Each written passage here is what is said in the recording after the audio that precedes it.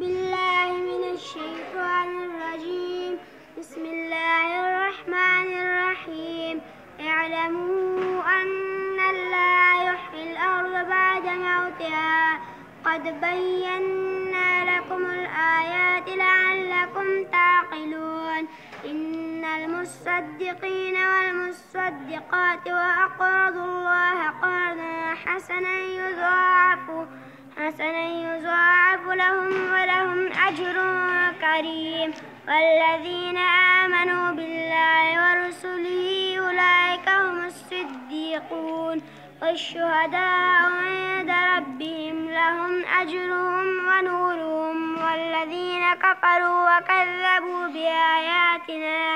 بآياتنا أولئك أصحاب الجحيم. صدق الله العظيم.